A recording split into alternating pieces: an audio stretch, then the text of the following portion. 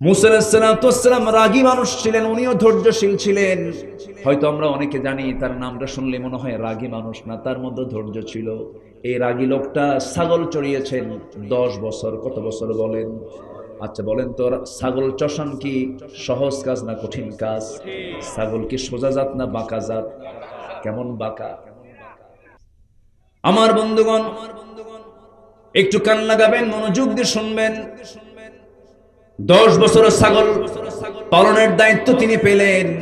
সর্বশেষ দিন ছাগলগুলো নিয়ে যখন মাঠ থেকে নিয়ে আসতেছিলেন, হঠাৎ করে ছাগল পাল থেকে একটা ছাগল একাকে একদিকে দৌড় মারা শুরু করে দিয়েছে। সেই সিটকে পড়া সেই ছাগলটা ধরার জন্য নবীও দৌড়াচ্ছেন, ছাগলও দৌড়াচ্ছে। শেষ পর্যন্ত ছাগলকে ধরতে ধরতে তিনি হাঁপসে গেলেন, ঘরমাক্ত হয়ে গেলেন। ছাগলটাও ঘেমে গেছে, এমন রাগ উঠছে। ছাগলটা ধরে দুই হাতে ধরে শূন্যে চড়েছেন। কি মারবেন? আসার মারবেন, খুব রাগ উঠছে। কিন্তু লক্ষ্য করে দেখেন ছাগলটা থরথর করে কাঁপে, চোখে মুখে ভয়, লোমকূপ দিয়ে ঘামগুলো টপ টপ করে পড়তেছে। তিনি মনে মনে চিন্তা করলেন, আহারে বেচারা ছাগল রে, তোর তো কোনো জ্ঞানী নাই, তোর তো কোনো এলেম নাই, তোর মায়েরা কি লাভ হবে? তার মধ্যে একটা ধৈর্য চলে আসলো, বুঝ চলে আসলো। ছাগলটার দুই হাত থেকে আস্তে করে ছেড়ে দিয়া বুকের সঙ্গে ছাগলকে জড়িয়ে রেখে তিনি আদর করলেন, স্নেহ দিলেন, রহমত করলেন, বরকত দিয়ে দিলেন, তার আদর করলেন। আল্লাহ বলছেন, মুসা তোমার রাগ কমে গেছে, ধৈর্যশীল হয়ে গেছে, আমি তোমার নবুয়ত দিয়ে দিলাম। যেরকম সুবহানাল্লাহ। তাহলে বিয়া আগে না ধৈর্য আগে? হ্যাঁ, এটা মনে রাখেন, ধৈর্য আগে। একজন নবীর গায়ে 18 বছর ঘা ছিল, ঘা, গন্ধ, পোকা। কে বলেন তো? বলেন কে কে কে? আইয়ুব আলাইহিস সালাম। কোনদিন কি তিনি ধৈর্যহীনতার পরিচয় দিয়েছেন? একবার কি বলেছেন, আল্লাহ তুমি কি করলা? এটা বলছেন? পরিবার চলে গেছে, সংসার ওলটপালট হয়ে গেছে, অসুস্থতা। দুঃসময় তো সবাই থাকে না, দুঃসময় সবাই থাকে। অনেকে দৌড় মারে, দৌড় মারে কিনা বলেন? দৌড় মারে। ওই দুঃসময়ে কেউ তার পাশে ছিল না। 18 বছর ধরে এত বড় জটিল রোগে আক্রান্ত হলেন, কুষ্ঠ রোগে আক্রান্ত হলেন। আল্লাহর পয়গম্বর একটাবারও তিনি মনক্ষুণ্ণ হলেন না। কিন্তু জিহবা পর্যন্ত ঘা যখন পৌঁছে গেছে, জিহবায় লাগে। আল্লাহকে বলছে, আল্লাহ সব জায়গায় ঘা দিয়েছে, কোনো দুঃখ নাই, জিহবায় ঘা দিও না, কারণ তোমার নামের জিকির করবো কেমনে? তোমার নামের জিকিরটা আমি কেমনে করবো? আল্লাহ তোমার নামের জিকির করার জন্য অন্তত জিহবাটাকে অক্ষত রেখে দাও। আল্লাহ বলেন, আইয়ুব আমি তোর সকল পরীক্ষা আমি তোর 5 নাম্বার দিয়ে দিলাম। আইয়ুব তোর হারানো যৌবন, হারানো সৌন্দর্য আমি তোর আবার ফেরত দিয়ে দিলাম। যেরকম সুবহানাল্লাহ। ধৈর্য। আমার ভাইরা, আমার বন্ধুগণ, এই দুনিয়াতে যত অর্জন হয়েছে ধৈর্যের মধ্য দিয়ে অর্জন হয়েছে। ধৈর্য ছাড়া কোনো অর্জন সম্ভব নয়। ধৈর্যশীলদের সঙ্গে আল্লাহ রাব্বুল আলামিন আছেন। আল্লাহ কি সুন্দর করে বলছেন। নাম্বার 3 হলো ইবাদতে মনোনিবেশ দেওয়া। 2টা চলে গেছে, এখন আমরা আসি ইবাদতে মনোযোগী হওয়া। ইবাদত 2 প্রকার, অবহেলার ইবাদত আর একটা হচ্ছে মনোযোগের ইবাদত। অনেকে নামাজে দাঁড়ায় কিন্তু খেয়াল টিয়াল কিচ্ছু নাই, আছে না? এরকম আছে না? আছে না? আছে কিনা বলেন? আছে। নামাজের মজা তারা পাবে না। কোন এক রমজান মাসে আমি মদিনায় শেষ রাত্রে আমি কিয়ামুল লাইলে নামাজে দাঁড়ায় গেলাম। ইমাম সাহেব নামাজে দাঁড়ায় গেলেন, লম্বা 2 রাকাত নামাজ পড়লেন। লম্বা 2 রাকাত নামাজ আমার যতটুকু মনে পড়ে, সেই দিন 40 থেকে 50 মিনিট মাত্র 2 রাকাত নামাজ তারা আদায় করতে পেরেছেন, শেষ করেছেন। যেরকম আল্লাহু আকবার। মাত্র কয় রাকাত? 40 থেকে 50 মিনিট সময় লেগেছে। নামাজের মধ্যে মজা যদি না পাওয়া যায় তাহলে কি থাকা যাবে? মজা পেতে হবে। নামাজের একটা মজা আছে, ইবাদতের একটা মজা আছে, একটা স্বাদ আছে। সেই স্বাদটা পাওয়ার জন্য সবার আগে শর্ত হলো মনোযোগ দেওয়া। কি দেওয়া বলেন তো? মনোযোগ দেওয়া। সাইয়েদনা আলী জিহাদের ময়দানে যুদ্ধ করতে গিয়ে পায়ের মধ্যে তীরবিদ্ধ হয়ে যুদ্ধ ময়দান থেকে ফিরে এসেছেন। তীর যখন ঢোকে সোজা ঢুকে যায়, সহজে কি বের হয়? সহজে কি বের হয়? টান দিয়ে বের করার সময় কিন্তু উল্টা দিকে সহজে বের হয় না। চরম কষ্ট পাচ্ছেন তিনি। সব সাহাবীরা পরামর্শ করলো কি করা যায়। নবীর কাছে বলা হলো, হুজুর আলীর তো এই অবস্থা হয়েছে, কি করি আমরা? আমার রাসূল বলছেন, শোনো, স্বাভাবিকভাবে তোমরা তার পা থেকে তীর বের করতে পারবে না, ও কষ্ট পাবে, খুব কষ্ট, কিন্তু আমি জানি আমার আলীর নামাজের মধ্যে মনোযোগিতা কেমন, আমি জানি। তোমরা আলীকে নামাজে দাঁড়াতে দাও, নামাজের মধ্যে তোমরা তার পা থেকে টান মেরে তীরটা বের করবে। একটু আস্তে করেন সুবহানাল্লাহ, আর জোরে করেন সুবহানাল্লাহ। নামাজের মধ্যে একটু মশা পড়লে পরে আছে কিনা? আর নামাজ যদি একটু লম্বা করে, সূরা লম্বা করলে তার কোনো লোকমাত চলবে না, তাই না? তখন মানে কি গলার একটা আওয়াজ, হুজুর শেষ করে না, মনোযোগ, মনোনিবেশ হতে হবে। والذين هم للصلاة والذين قد أفلح المؤمنون الذين هم في صلاتهم خاشعون, খুশুর সাথে অত্যন্ত মনোযোগ দিয়ে নামাজ পড়তে হবে। আমার নবীজির এমন সময় গেছে ঘন্টার পর ঘন্টা চলে গেছে শুধু একটা সেজদার ভিতরে। সেজদা দিলে জবাব দেন কে? আস্তে জবাব দেন কে? আপনি সেজদার মধ্যে আপনি যা চাবেন আল্লাহ তাই কবুল করবেন। কেন কবুল করবেন না? তিনি কবুল করার জন্য তিনি তো আছেন, তিনি তো আবার কবুল করবেন। আমি ডাকবো, আমার ডাকে সাড়া খেয়ে দিবেন, কে দিবেন? আল্লাহ দিবেন। কিন্তু মনের মতো করে চাইতে হবে, মনোযোগ দিয়ে চাইতে হবে। আমরা সকল ইবাদতে আমরা মনোযোগী হব, জোরে বলি ইনশাআল্লাহ। আল্লাহ রাব্বুল আলামিন বলেন, ওয়ামা উমিরু ইল্লা লিয়া'বুদুল্লাহা মুখলিসিনা লাহুদ-দীন হুনাফা'a ওয়া ইউকিমুস সালাতা ওয়া ইউতুস যাকাতা ওয়া যালিকা দীনুল কাইয়্যিমা। জোরে বলুন আল্লাহু আকবার। ইখলাস ঠিক থাকতে হবে, একমাত্র আল্লাহর জন্যই সবকিছু করতে হবে। চোখের পানি বারবার ফেলার চেষ্টা করতে হবে কার সামনে বলেন? আল্লাহর পছন্দের বান্দা তো তারাই। আল্লাহ রাব্বুল আলামিন বলেন, ওয়াল্লাযীনা ইয়াবিতুনা লিরাব্বিহিম সুজদান ওয়া কিয়ামা ওয়াল্লাযীনা ইয়াকুলুনা রাব্বানা ইসরিফ আন্না আযাবা জাহান্নাম ইন্না আযাবাহা কানা গরামান ইন্নাহা সাআত মুস্তাকাররান ওয়া মুকামা। জোরে বলুন আল্লাহু আকবার।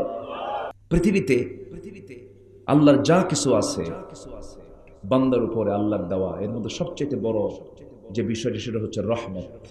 কার রহমত বলেন তো? আল্লাহর রহমত ছাড়া কোনো কিছু চলবে? আসতে বলবেন না, চলবে? তাহলে সবার আগে আমাদের জন্য প্রয়োজন রহমত কার? কার রহমত দরকার? কার বরকত দরকার? কার নিয়ামত দরকার? নওগাঁতে আরেকটা জায়গার নাম আছে নিয়ামতপুর। ওখানে কোনো গজব টজব নেই, শুধু নিয়ামতের ভরা। খুব ভালো, আপনাদের এলাকার নামগুলো অনেক সুন্দর। সম্মানিত ভাইয়েরা, আল্লাহর রহমত প্রাপ্ত বান্দা আমরা যদি হতে চাই, তাহলে রহমত লাভ করার জন্য কিছু কাজ আমাকে আপনাকে করতে হবে। তাহলে রহমত দিয়ে ভরপুর করে দিবেন তিনি আমার কে? আল্লাহ তাআলা। এক রাত তো আমি ভূমিকায় বেশি যাচ্ছি না, সোজা আমি আলোচনার দিকে যাচ্ছি। 15টা উপায়ে আমরা কোরআনকে সামনে রেখে যেটা বলতে চাচ্ছি, 15টা উপায়ে আল্লাহর রহমত লাভ করা সম্ভব। কয়টা উপায় বলেন তো? আবার বলেন, কয়টা? আমি কি একটাও বলেছি? আমি একটা একটা করে আজকে আমি আস্তে আস্তে করে, খুব বেশি সময় নেব না, হয়তো একটু শর্ট করে করে আমি 15টা বিষয়, 15টা উপায় আমি আজকে আপনাদের সামনে উপস্থাপন করব। ওয়া তাওফীকি ইল্লা বিল্লাহ আলাইহি তাওয়াক্কালতু ওয়া ইলাইহি উনীব। আমি চেষ্টা করি, আমার প্রায় 26 থেকে 27 বছর এই মাহফিল অঙ্গনে আমার বিচরণ, আমি কখনো অযাচিত, অতিরিক্ত, বেহুদা, বাজে কোনো শব্দ বা বাজে কোনো বাক্য, বাজে কোনো ওয়ার্ড আমি আমার আলোচনায় নিয়ে আসি না। কারণ ইমানদার হতে হলে নামাজের পরে যে গুণটা থাকা দরকার সেটা হলো ওয়াল্লাযীনা হুম আনিল লাগবি মুরিদুন যারা বাজে কথা, অতিরঞ্জিত কথা যারা মুখ থেকে যারা এড়িয়ে রাখবে, যাদের মুখ থেকে বের হবে না, যারা বাজে কথা থেকে মুখটাকে হেফাজত করবে, তারা হচ্ছে মুমিন। বলি আলহামদুলিল্লাহ। মানুষের গুনাহ হয়, যত অঙ্গ আছে মানুষের দেহের ভিতরে সবচেয়ে বেশি গুনাহ হয় দুটো অঙ্গ দিয়ে, একটা হলো জিহ্বা, আরেকটা হলো গোপনাঙ্গ। এই দুটো অঙ্গকে যদি কেউ নিয়ন্ত্রণ করতে পারে, জান্নাত তার হাতের মুঠো। জোরে বলে সুবহানাল্লাহ। মান আযমানু লি মা বাইনা লিহইয়াইহি ওয়া মা বাইনা রিজলাইহি আযমানু লাহুল জান্নাহ। আমার রাসূল বলেছেন, যে ব্যক্তি দুই চোয়ালের মধ্যস্থিত বস্তু জিহ্বা এবং দুই উরুর মধ্যস্থিত বস্তু গোপনাঙ্গের যে হেফাজত করতে পারবে, আমি রাসূল নিজে তার জন্য জান্নাতের জামিন হয়ে যাবে। তাহলে অযাচিত কোনো কথা মুখ থেকে যেন না বের হয়, অপ্রয়োজনীয় একটা ওয়ার্ডও যেন না বের হয়। এটা হচ্ছে ঈমানের দাবি। কিসের দাবি বলেন তো? ঈমানের দাবি। তো আমি চেষ্টা করি কোরআন থেকে হাদিস থেকে কিছু কথা বলার জন্য। ইদানিং বেশ কয়েক বছর যাবতীয় লক্ষ্য করছি কিছু কিছু মাহফিলে কিছু কিছু আলোচক এত হাসানোর ঠেলায় পেটের চামড়া ব্যথা হয়ে যায়। আছে কি না? আসতে বলবেন না, আসে না নেই বলেন তো? মাহফিলটাকে তারা রঙ্গমঞ্চ বানিয়ে ফেলে। এটা ঠিক না, এটা উচিত না। কারণ এই জায়গায় থাকবে কান্না কম না কান্না বেশি? বলেন কান্না কম না কান্না বেশি? এই দুনিয়াতে এসেছি আমরা মূলত হাসতে না কাঁদতে। আসল হাসবো কোথায় গিয়ে বলেন তো? আসল আনন্দ করব কোথায় গিয়ে বলেন? সম্মানিত ভাইরা, আসুন আমরা আল্লাহর রহমতটা পাবো কেমনে একটু খুঁজে খুঁজে বের করি কোরআন থেকে। নাম্বার 1, আমরা তাকওয়া অবলম্বন করব, ভয় করব। জীবনে এক জায়গায় ভয় করব, সেটা হচ্ছে কে? আসতে তিনি কে বলেন তো? আল্লাহ রাব্বুল আলামিন। আল্লাহ রাব্বুল আলামিন বলেন সূরাতুল হুজুরাত আয়াত নাম্বার 13, মহান রাব্বুল আলামিন বলেন, ইয়া আইয়ুহান নাসু ইন্না খালাকনাকুম মিন যাকারিন ওয়া উনসা ওয়া জাআলনাকুম শুউবান ওয়া ক্বাবাইলা লিতাআরাফু ইন্না আকরামাকুম ইনদাল্লাহি আতকাকুম ইন্নাল্লাহা আলীমুন খাবীর। জোরে বলুন আল্লাহু আকবার। হে মানব মণ্ডলী, আমি তোমাদেরকে সৃষ্টি করেছি এক নর এবং নারী থেকে, এক পুরুষ এক নারী থেকে সৃষ্টি করেছি, অর্থাৎ আদম এবং হাওয়া থেকে সৃষ্টি করেছি, এবং বিভিন্ন গোত্রে ভাগ করেছি, বিভিন্ন ভাষা দিয়েছি যেন তোমরা একে অপরকে চিনতে পারো। চায়নায় চলে যাবে, চায়নার মানুষের চোখ নাক বলে দেবে এরা চায়না, এদের ভাষাও ভিন্ন। জাপান চলে যাবে, ভাষা ভিন্ন। ইন্ডিয়া চলে যাবে, ভাষা ভিন্ন। এই নগর সব উপজেলার ভাষা কি একরকম নাকি বলেন? টানের কম বেশি আছে না নাই? পোরশার মানুষ, পাতাড়ির মানুষ, ওই যে জবাইবিলের মানুষগুলো, নিয়ামতপুর ছাত্রার মানুষগুলো, আপনি চলে যান আড্ডার দিকে, আপনি চলে যান ওই নগর শেষ অঞ্চলের দিকে, এই এলাকার সাথে ওই ভাষার মিল আছে নাকি? মিল আছে? ওরা সালাম দিতে পারে না, আসসালামু আলাইকুম, আসসালামু আলাইকুম, আগে সালায়ার করে দিলাম, পারে না, হয় না। একই জেলা কিন্তু আল্লাহ পাক ভাষাকে চেঞ্জ করে দিয়েছেন। কেন? যে ওই এলাকার মানুষ যখন আপনার এলাকায় আসবে তখন ভাববেন যে এটা তো ওই পাতাড়ি থেকে, আড্ডা থেকে আসছে। আল্লাহ পাক এটাকে পাসওয়ার্ড করে দিয়েছেন, আঞ্চলিক পাসওয়ার্ড, যেন চিনতে যেন ভুল না হয়। সম্মানিত ভাইরা, এই যে মানুষের পরিচয় বহন করে, কেউ বলে আমি চৌধুরী, কি বলে আছে না, এরকম আছে না? কেউ বলে আমি হলাম চৌধুরী, কেউ বলে হাওলাদার, কেউ বলে প্রামাণিক, কেউ বলে মন্ডল, কেউ বলে সরকার, কেউ বলে সর্দার, কেউ বলে মোগল, কেউ বলে পাঠান, কেউ বলে সৈয়দ, মির্জা, কত কত লকব, কত প্রকার লকব নিয়ে মানুষ প্রাউড করে। মহান রব্বুল আলামিন বলছেন, না না, এক নর এবং নারী থেকে তোমাদেরকে সৃষ্টি করেছি, বংশ দিয়েছি, গোত্র দিয়েছি, কিন্তু জেনে রেখে দিও তোমাদের সকলের মধ্যে সেই লোকটা আমার কাছে সবচাইতে দামি, সম্মানিত যে বান্দা আমি আল্লাহ আমাকে সবচাইতে বেশি সম্মান ভয় করে। জোরে বলে সুবহানাল্লাহ। তাহলে এখানে আল্লাহ তাআলা মানুষের সম্মানকে মূল্যায়ন করেছেন হলো তার মুহাব্বতকে সামনে রেখে। বান্দা তার আল্লাহকে কেমন মুহাব্বত করতে পারলো, বান্দা তার আল্লাহকে কি পরিমাণ কাছে টানতে পারলো, আল্লাহকে কি পরিমাণ ভয় করতে পারলো, এটাই হলো সম্মানের একমাত্র মাপকাঠি, সম্মান পাওয়ার, মর্যাদা পাওয়ার। সম্মানিত ভাইয়েরা, আমাদের চোখের সামনে আমরা যা দেখি এগুলো বাহ্যিক কিচ্ছু না। একটু নেতা হয়ে গেছে, বিশেষ নেতৃত্ব পেয়ে গেছে, এটা বাহ্যিক কিছু দিনের জন্য। দুনিয়াতে যাদের প্রভাব কম থাকবে, আখিরাতে তাদের প্রভাব বেশি থাকবে। আল্লাহু আকবার বলবেন না? দুনিয়াতে যারা ফকির থাকবে, আখিরাতের জিন্দেগিতে তাদের হিসাবটা বেশি হবে না কম হবে? কম। টাকা আছে, টাকা বেশি আছে, যার হিসাবও বেশি, তার টাকার সঙ্গে হজের সম্পর্ক, টাকার সঙ্গে যাকাতের সম্পর্ক। অতএব আল্লাহ আমাকে যা দিয়েছেন অথবা যা দেন নাই, দুঃখ আফসোসের কোনো কারণ নাই, বুক উঁচু করে বলতে হবে আলহামদুলিল্লাহ। আল্লাহর রহমত পেয়ে যাব আমরা। সম্মানিত ভাইয়েরা, শুধুমাত্র মুসলিম পরিবারে জন্ম নিলেই কিন্তু মুসলমান হওয়া যায় না। ঈমান আলী নাম রাখলে ঈমানদার হওয়া যায় না।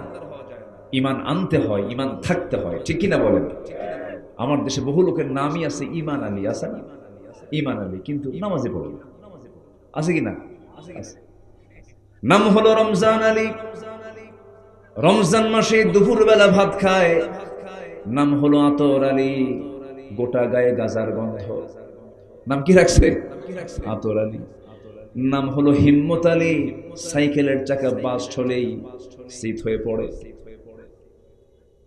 নাম হলো বাদশা মিয়া, ভিক্ষা করে। কি করে? ভিক্ষা করে। নাম হলো খোকা মিয়া, বয়স হলো 80 বছর, বুড়া মিয়া হয় না, খোকা মিয়াই থেকে যায়। নাম দিয়া বংশগত কৌলিন্য দেখিয়ে আল্লাহর সামনে কোনো মর্যাদা পাওয়ার কোনো সুযোগ নাই। আল্লাহর সামনে মর্যাদা পাওয়ার জন্য সেই ব্যক্তি মর্যাদা পাবে যে ব্যক্তি ঈমান আনতে পেরেছে, যে ব্যক্তি মুত্তাকি হতে পেরেছে। জোরে বলি সুবহানাল্লাহ। হয়তো এখন বলবেন হুজুর মুত্তাকি কাকে বলে? যার মধ্যে তাকওয়া আছে। মুত্তাকির গুণগুলো কি কি? মুত্তাকি কারা? এমন জবাব মনে হয় কোরআনে নাই। আসতে বলবেন না, আছে না নাই? কোরআন খুললেই এটার পরিচয় পাওয়া যায়। যারা পারেন ঠোঁট মিলিয়ে বলুন, হুদাল লিল মুত্তাকিন আল্লাযীনা ইউমিনুনা বিল গায়বি ওয়া ইউকিমুনাস সালাতা ওয়া মিম্মা রাযাকনাহুম ইউনফিকুন والذين يؤمنون بما أنزل إليك وما أنزل من قبلك وبالآخرة هم يوقنون أولئك على هدى من ربهم وأولئك هم المفلحون جربنا الله أكبر মুত্তাকি কারা? যাদের মধ্যে 5টা গুণ পাওয়া যাবে তারাই হলো মুত্তাকি। 5টা গুণ আছে যার, সে হলো মুত্তাকি। নাম্বার 1 হলো আল্লাহকে বিশ্বাস করতে হবে, দেখে না, না দেখে। আসতে বলবেন না, দেখে না, না দেখে। দুনিয়াতে দেখবো না, কিন্তু দেখবো কোথায় গিয়ে? বলেন জান্নাতে। বলেন কোথায় গিয়ে দেখবো? কোথায় গিয়ে দেখবো? সবার কি জান্নাতে দেখার শখ আছে? সবাইকে দেখতে চান? নামাজ না পড়ে, হ্যাঁ নামাজ পড়ে দেখতে হবে। নামাজ না পড়ে কি দেখার সুযোগ আছে? নামাজ পড়েই দেখতে হবে। কিন্তু দুঃখ লাগে, নামাজ আমার দেশের মুসলমান শতকরা 5 জন নামাজ পড়ে, আর বাকি 95 জন নামাজ পড়ে না। বেনামাজির নেতা আছে না নাই? বলেন তো। আচ্ছা বলেন তো, আমার দেশে এমন কিছু নেতৃত্ব কি নাই যে নেতৃত্বে নামাজ লাগে না? আছে কিনা বলেন? আছে কিনা বলেন? তাকে প্রমাণ করার জন্য শুধু আপনি মিলায় নেবেন। অনেক দল কিন্তু জনসভার ডাক দেয়। ধরেন নওজোয়ান মাঠে, না আছে নাকি? হ্যাঁ, নওজোয়ান মাঠে জনসভার ডাক দিল।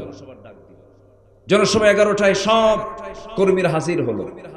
জোহর গেল, আসর গেল, মাগরিব গেল, খালি বক্তৃতার ঠেলায় খালি কাঁপতেছে সবকিছু। আগুন ঝরানো বক্তৃতা হচ্ছে। জোহর গেল, আসর গেল, মাগরিব গেল, কোন নামাজের কর্মসূচি নাই। নেতা নিজেও নামাজ পড়লো না, কর্মীরাও নামাজ পড়লো না। যে দলের দলীয় কর্মসূচিতে জাহান্নাম থেকে বাঁচানোর জন্য নামাজের কর্মসূচি থাকে না, সেই নেতৃত্বের মুখে আমরা থুতু মারি, জুতা মারি। দরকার নেই, আমাকে আগে জান্নাত পেতে হবে। কি পেতে হবে বলেন? জান্নাত পেতে হবে। জান্নাত পেতে হবে কি নামাজ ছাড়া না নামাজ সহ? দুঃখ লাগে, বুকটা ফেটে যায়, মাত্র 5 জন নামাজ পড়ে আর বাকি 95 জন পড়ে না। আমার দেশে বিড়ি খাওয়ার লোক তো নাই, বিড়ি খুব কম লোক খায়। হ্যাঁ, বিড়ি তো স্বাস্থ্যের জন্য খুব ভালো না। হাই রে, বিড়ি খায়। বিড়ি খাওয়ার সাইজ দেখে মনে হয় জন্মই হয়েছে বিড়ি খাওয়ার। আছে না নাই বলেন তো? এত বিড়িটা, এত খাওয়া খায়। বহুদিন আগে এক মাহফিল ছিল আমার দেশে তো বহু গ্রাম, 14 গ্রাম, চট্টগ্রাম, ওইদিকে 20 গ্রাম আছে না, মাত্র 20 গ্রাম। 20 গ্রামে এক মাহফিলে গেলাম। আমি জান্নাতের নিয়ামতের আলোচনা করছিলাম। জান্নাতের মধ্যে এই নিয়ামতগুলো থাকবে, জান্নাতের ঝর্ণা থাকবে, জান্নাতের মধ্যে 4টা নহর রাখবেন আল্লাহ পাক, মধুর, দুধের, শরাবের, পানির। এরকম লম্বা সময় আমি আলোচনা করছিলাম। হঠাৎ করে এক বুড়ো চাচার সামনে থেকে দাঁড়ায় বলে, হুজুর জান্নাতের তো বহু নিয়ামতের ওয়াজ করলেন, কিন্তু একটা চিন্তা আমার ভিতরে খুব বেশি তাড়া করছে। কি হুজুর? জান্নাতের সবই আছে, বিড়ি কি পাওয়া যাবে না? কি কথা কি বুঝতেছেন আপনারা? তাহলে ওনার ভিতরে ওই অখাদ্য কুখাদ্যের দিকে এত মহব্বত হয়ে গেছে যে তার টেনশন জান্নাতের সব পেলেও বিড়ি যদি না পায় আমার জান্নাত আর জান্নাত থাকবে না। সম্মানিত ভাইয়েরা, এই জাতি নামাজ পড়ে না। কত বড় একটা অপরাধ এটা। এটা নিয়ে কারো কোনো হেডেকই নাই, কোনো চিন্তাই নাই। নামাজ না পড়া কি ছোট অপরাধ না, অনেক বড় অপরাধ। আল্লাহ তাআলা বান্দাকে প্রথম প্রশ্ন করবেন কি নিয়ে বলেন? নামাজ। এবং কোরআনকে প্রশ্ন করুন, কোরআন বলো জাহান্নামে যাওয়ার কারণগুলো কি? কোরআন সুন্দর করে জবাব দিচ্ছে, মা সালাকাকুম ফি সাকার ক্বালু লাম নাকু মিনাল মুসাল্লিন ওয়া লাম নাকু নুতঈমুল মিসকিন ওয়া কুন্না নাখুযু মা'আল খায়িদিন ওয়া কুন্না নুকাযযিবু বিয়াউমিদ্দিন হাত্তা আতানাল ইয়াকিন। জোরে বলুন আল্লাহু আকবার। আযান হয়েছে, আযান শুনেছি, আযানের আওয়াজ আমার কান বিদীর্ণ করে দিয়েছে, কান পর্যন্ত চলে এসেছে। ফজর পড়ি নাই, যোহর পড়ি নাই, আসর পড়ি নাই, মাগরিব পড়ি নাই। মুয়াজ্জিন আযান দিল, নামাজে হাজির হই নাই। আজকে জাহান্নামে যাওয়ার জন্য একটা কারণ, 1 নাম্বার হলো নামাজের জন্য আহ্বান শুনেছি কিন্তু নামাজ পড়ি নাই, এই জন্য আজকে আমরা জাহান্নামে। আমার বন্ধুরা, এখন বলুন তো আমার দেশের 95% মানুষ তারা কেমন করে জান্নাতে যেতে চায়? কিন্তু এখানে যদি বলি, যারা বসে আছেন অবশ্যই সবাই বলবেন জান্নাত পেতে চাই, সবাই বলবেন জান্নাত লাভ করতে চাই। জান্নাত লাভ করার জন্য জান্নাতের যে চাবিটা লাগবে, সেই জান্নাতের চাবিটা কি বলেন? আরো জোরে, জান্নাতের চাবি কি বলেন? নামাজ নাই। জাতি নামাজ পড়ে না। ওয়াজ হয় বেশি না নামাজ হয় বেশি? বলেন, মুসল্লি বেশি না মসজিদ বেশি? মসজিদ বেশি। ফজরের সময় মুসল্লি খুঁজে পাওয়া যায় না। বিশাল এসি, শীতাতপ নিয়ন্ত্রিত মসজিদ, টাইলস দিয়ে ভরা, এত সুন্দর মসজিদ, চকচক করছে। ফজরের সময় মোট মুসল্লির সংখ্যা হলো 3 জন, ইমাম, মুয়াজ্জিন, খাদেম। চাকরি না থাকলে এই 3টাও থাকবে। বাস্তব বাস্তব বাস্তব।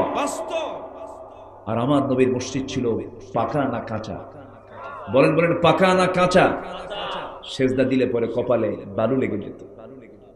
কি আজান দিতেন বেলাল, আল্লাহু আকবার। এই তো কয়েকদিন আগে আল্লাহ পাক আমাকে মক্কা মদিনা যাওয়ার সুযোগ দিয়েছিলেন, গিয়েছিলাম। এখন তো 15-20 লক্ষ মুসলমান একসঙ্গে জামাতে নামাজ পড়তে পারে মদিনায়, কিন্তু এই মদিনার মসজিদ এত বড় ছিল না। ছোট্ট একটা মসজিদ, দুটা এতিমের কাছ থেকে রাসূল কিনে নিয়েছিলেন জায়গা। খেজুর পাতার ছাউনি আর খেজুর গাছের কাণ্ড দিয়ে রাসূল মসজিদ বানিয়েছেন। সেই মসজিদের খালি মুখে বেলালের আযানটা আল্লাহর আরশ আজিম পর্যন্ত পৌঁছে গেছে। ভাইরে, এত বড় নিয়ামত জান্নাত আমি নামাজ না পড়ি পাবো, এটা কেমন করে আশা করি আমরা? বল, কেমন করে আশা করি? দুনিয়ার জিন্দেগিতেও তো যদি আপনি বিসিএস ক্যাডার হতে চান, কত পড়াশোনা করতে হয়, কত স্টাডি করতে হয়। দুনিয়ার জিন্দেগিতে একটা ব্যবসাকে প্রতিষ্ঠিত করার জন্য রাতকে রাত দিনকে দিন পরিশ্রম করতে হয়, কত চিন্তা ফিকির, কত বুদ্ধি খাটাতে হয়। আর সর্বনিম্ন একটা জান্নাত, 10টা পৃথিবীর মতো একটা জান্নাত আল্লাহ পাক আপনাকে দিবেন নামাজ না পড়ে? কেমনে সম্ভব?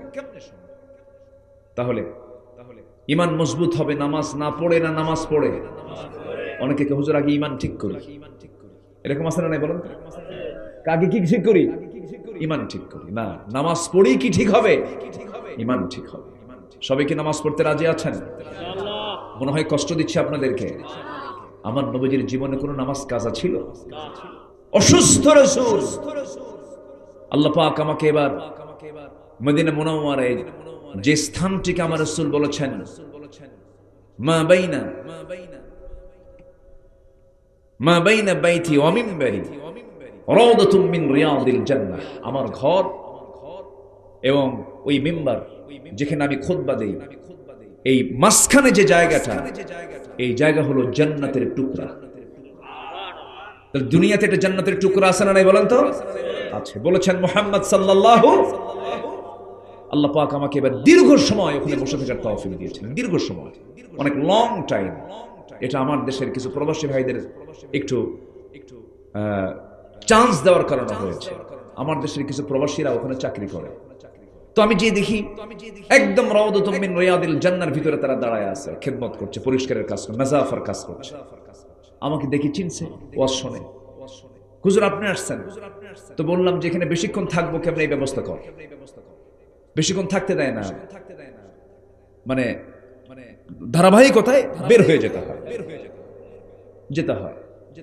আমি রাত 3টার দিকে ঢুকলাম, আমি পিছন দিকে আমাকে বসায় দিল, বলে আপনি এখানে বসেন, একটু আস্তে আস্তে সামনের দিকে আগান, আজান হয়ে যাবে কিছুক্ষণ পর। এর মধ্যে প্রায় 20-30 মিনিট আমার দেশের এই প্রবাসীরা করলো কি, ওখানে যারা প্রশাসনিক দায়িত্ব পালন করছেন তাদের কাছে গিয়ে এমন পাম দিল আমার ব্যাপারে, বললো স্যার এমন লোক আসছে আমার দেশ থেকে, বিশাল কিছু। আমি তো জানি আমি কি, কোন কসু, আমি তো নগণ্য, আমি তো ছোট্ট গোলাম, আমার ব্যাপারে এত কিছু বলছে। সে প্রশাসনিক কর্মকর্তা আস্তে করে মুস্তে হাসি মেরে আমার সঙ্গে সালাম বিনিময় করে বলতেছে আপনি প্রথম কাতারে বসে পড়ুন। তো প্রথম কাতারে আমার নবীর ঘরের দেওয়ালের সাথেই বসে গেলাম। রাসূল পাশে শুয়ে থাকা মুহাম্মদ সাল্লাল্লাহু তিনি কেঁদেছেন দুনিয়াতে আমার জন্য, কবরে শুয়ে শুয়েও কাঁদছেন। কাল হাসরে সবাই নফসি নফসি বলে ব্যস্ত হয়ে পড়বে, আর আমার রাসূল শুধু উম্মতি উম্মতি বলে ব্যস্ত হয়ে পড়বে। সেই নবীজি আমার পাশে শুয়ে থাকা, বারবার সালাম দিচ্ছে, আসসালাতু ওয়াসসালামু আলাইকা ইয়া রাসূলুল্লাহ। সেই নবীজির ওই কবরে যখন তিনি শায়িত হন, তার আগের নামাজও তার মিস হয়নি। সুবহানাল্লাহ বলবেন না? নামাজে খুব যত্নশীল ছিলেন আমার রাসূল, খুব যত্নশীল, খুব যত্ন রাখতেন। সবার আগে খোঁজ দিতেন নামাজ হয়েছে কিনা। সন্তানকে স্কুলে যেতে বলি, শাসন করি, ব্যবসার জন্য কত তাড়া দিই, দুনিয়ার কাজের জন্য কত পেরেশান হয়ে যায়, কিন্তু নিজের বিবেককে প্রশ্ন করে দেখি তো সন্তানকে নামাজের জন্য কয়দিন বললাম, বউকে নামাজের জন্য কয়দিন বললাম, পরিবারে নামাজের তাকিদ কেমন দিলাম। সন্তানগুলো নামাজ পড়ে না, সন্তানগুলো কাগলে ধরে বসে চোখের পানি ফেলে ফেলে বলবেন আমার কলিজার টুকরা সন্তানরা, তোরা যেমন আমার সাথে আজকে এই দুনিয়াতে একই ছাদের নিচে তোরা সময়টা কাটায় দিলি, আমি তোদের সঙ্গে জান্নাতে একই ছাদের নিচে একসঙ্গে সময় কাটাতে চাই, একসঙ্গে জান্নাত যেতে চাই। নামাজটা পড়। আমার বন্ধুগণ, সবাই দায়ী, সবাই দাওয়াত দিতে হবে, সবাইকে দ্বীনের কাজ করতে হবে। কোরআন শুধু আলেমদের জন্য নাজিল হয় নাই, কোরআন শুধু হাফেজদের জন্য নাজিল হয় নাই, কোরআন সবার জন্য নাজিল হয়েছে। হুদাল লিন্নাস ওয়া বাইয়িনাতিম মিনাল হুদা ওয়াল ফুরকান। আমার নবীজি নামাজের এত গুরুত্ব দিয়েছেন, রাসূল মারা যাবেন, আম্মা জান আয়েশার ঘরেই তার ইন্তেকাল হয়েছে। আম্মা জান আয়েশার ঘরে আমার নবীর স্ত্রী আম্মা জান আয়েশার উরুতে মাথা রেখে রাসূল শেষ নিঃশ্বাস ত্যাগ করেছেন। রাসূল যখন দুনিয়া থেকে বিদায় নেবেন, সেই সময় সর্বশেষ শব্দ চয়ন করেছেন, আয়েশা, আমার উম্মতের জন্য বড় পেরেশান রে আমি। আমার উম্মতকে বলে দিবা, আমার উম্মতরা যেন অন্তত কখনো 5 ওয়াক্ত নামাজ না ছেড়ে দেয়। জোরে বলি সুবহানাল্লাহ। কয়েকটা নামাজ বলেন তো? 5 ওয়াক্ত নামাজ। আমার নবীজি উঠতে পারেন না, নবীজির প্রচন্ড মাথা ব্যথা, নবীজির প্রচন্ড জ্বর, মুখ চোখগুলো গরম হয়ে গেছে, লাল হয়ে গেছে, একবার কপাল গরম হচ্ছে, একবার ঘেমে যাচ্ছেন আমার রাসূল। ইতিমধ্যে সাইয়েদনা বেলাল যখন কাদা কাদা কণ্ঠে যখন আযান দিয়েছেন, আমার নবীজি একাকী দাঁড়ানোর চেষ্টা করছিলেন, কিন্তু দাঁড়াতে নিয়ে মাথা চক্কর মেরে পড়ে যাবে, আম্মা জান আয়েশা তাকে ধরে ফেললেন। হুজুর, আপনি তো পারছেন না। রাসূল বলছেন, আয়েশা রে, জামাতে নামাজ পড়ার সুযোগ বুঝে আমি আর পেলাম না। আফসোস করছেন, জামাতে বললাম, মনে হয় আমি জামাতে নামাজ পড়তে পারবো না আয়েশা, আমি আর পারতেছি না। ওরে আয়েশা, আমার বন্ধু আবু বকরকে বলে দাও, আমার বন্ধু আবু বকর যেন আমার মুসল্লায় দাঁড়ায় জামাতের নামাজটা আদায় করে নেয়। এই কথা যখন জানিয়ে দেওয়া হলো সাহাবাদের মাঝে, সাহাবাদের মধ্যে কান্নার রোল পড়ে গেছে। আহারে, রাসূলের পিছনে বুঝে আর নামাজ পড়তে পারবো না। সাহাবীরাও কান্দে, সেই কান্নার আওয়াজ আমার নবীর কানে চলে এলো আম্মা জান আয়েশার ঘরে থেকে। সব কাঁদতেছে। আমার রাসূল বলছেন, আয়েশা রে, নামাজটা শুরু হয়ে গেছে, সাহাবীরা কান্দে কেন, আমারে দেখাও। জানালার কাছে চলে গেলেন, উকি মেরে দেখলেন নবীজির চোখের কোণা বেয়ে বেয়ে টপ টপ করে পানি পড়ছে, গাল ভিজে যাচ্ছে। রাসূল কাঁদতেছেন, আম্মা জান আয়েশা তার চোখের পানিগুলো হাত দিয়ে মুছে দিচ্ছেন আর বলছেন, ইয়া রাসূলুল্লাহ, আপনার উম্মতরা সেজদায় পড়ে পড়ে আল্লাহর হক আদায় করছে, নামাজ পড়ছে, আপনি কেন কাঁদেন? রাসূল বলছেন, আয়েশা রে, আমার এই চোখের পানি দুঃখের নয়, এই চোখের পানি আমার চরম আনন্দের পানি। জানো আয়েশা, এই নামাজ কায়েমের সংগ্রাম করতে গিয়ে আমার দাঁত কাফেররা ভেঙে দিয়েছে, দেখো দাঁত নাই, আমার কোমর ভেঙে দিয়েছে খন্দকে, তায়েফে মেরে মেরে এই যে দাগ, এই যে দাগ, এই যে দাগ, গোটা শরীর আমার দাগ হয়ে গেছে আয়েশা। মক্কার মানুষগুলো নামাজ পড়তে দেয় নাই, রুকুতে চলে গেছে, এই গোটা পিঠের উপরে উটের পচানারি ভরে চাপায়া দিয়েছে। এত কষ্ট করে সেই নামাজ রাষ্ট্রীয় পর্যায়ে আজকে কায়েম হয়ে গেছে। এই জন্য আয়েশা রে, চরম আনন্দে আমার চোখ দিয়ে পানি বের হয়ে গেছে। আম্মা জান আয়েশা একদিন বলছেন, ইয়া রাসূলুল্লাহ, আপনি আমার জন্য একটু দোয়া করুন। আমার নবীজি হাত উঁচু করে দোয়া করছেন, আল্লাহ, আমার আয়েশা আগের পরের সমস্ত গুনাহগুলো তুমি আল্লাহ মাফ করে দাও। এই দোয়া করার সঙ্গে সঙ্গে আম্মা জান আয়েশা এতটাই খুশি হয়ে গেলেন। রাসূল বলছেন, আয়েশা তুমি এত খুশি হলে কেন? তিনি বলছেন, ইয়া রাসূলুল্লাহ, আমার জীবনের শ্রেষ্ঠ দিন, আপনি আমার জন্য এমন দোয়া করেছেন, আমার জীবনে আর কোনো গুনাহ নাই। রাসূল বলছেন, আয়েশা রে, এই দোয়া শুধু তোমার জন্য করি না, আমি প্রত্যেকটা দিন আমার সব উম্মতের জন্য এই দোয়াটা করি। জোরে বলি সুবহানাল্লাহ। আমরা কাকে ভয় করব? কাকে কাকে কাকে? আল্লাহকে। 1 নম্বর গুণ হচ্ছে তাকওয়া অর্জন করব। জোরে বলি ইনশাআল্লাহ। আর জোরে বলি ইনশাআল্লাহ। আল্লাহর ভয়ে নামাজ পড়ব। কয় ওয়াক্ত? 5 ওয়াক্ত নামাজ। বোনকে বলবো, ভাইকে বলবো, ছেলেকে বলবো, মেয়েকে বলবো, মাকে বলবো, সবাইকে বলবো, আসো না জাহান্নাম থেকে বাঁচার জন্য নামাজে দাঁড়ায়। পরিবারকে নামাজ দিয়ে সাজিয়ে ফেলবো। জোরে বলি ইনশাআল্লাহ। রাজি আছেন তো সবাই? রহমত পেতে হলে 15টা উপায়। কয় নাম্বার বললাম? রহমত পাওয়ার জন্য তাকওয়া। রহমত পাওয়ার জন্য কি? তাকওয়া। নাম্বার 2, আমি খুবই খুশি একটা লোক নড়াচড়া করছেন না। এত ভদ্রচিত আচরণ আপনাদের, আমাকে খুবই মানে আনন্দ দিচ্ছে, আমি খুব তৃপ্তি বোধ করছি। এত রাত হওয়ার পরেও একটা লোকের কোনো নড়চড়া নেই। আমি আল্লাহর শুকরিয়া আদায় করছি, আলহামদুলিল্লাহ। এটা যেন শেষ পর্যন্ত অব্যাহত থাকে, আল্লাহ কবুল করুন। জোরে বলি আমিন। কারণ শ্রেষ্ঠ জায়গা হলো এখন কোরআনের মাহফিল। এর চাইতে শ্রেষ্ঠ জায়গার দ্বিতীয় কোথাও নাই। এখান থেকে উঠে যাওয়া মানে আমার জন্য প্লাস না মাইনাস? মাইনাস। আমরা মাইনাস পজিশনে যেতে চাই না। বসুন, আমরা থাকবো। ঘড়িটা আজকে দেখবে কে? আপনি দেখবেন না আমি দেখবো? বলেন বলেন, ঘড়ি দেখার দায়িত্ব কারে দিবেন? আমাকে দিবেন তো? জি। জুমার দিন খতিব খুতবা দেয় আর ঘড়ি দেখে মুসল্লি আছে না? 1:31 বাজলে কয় হুজুর তাড়াতাড়ি শেষ করেন, ঘড়ি দেখে। এগুলো বেকু, ঠিক না। সম্মানিত ভাইয়েরা, একটু আমাকে সময় দেন।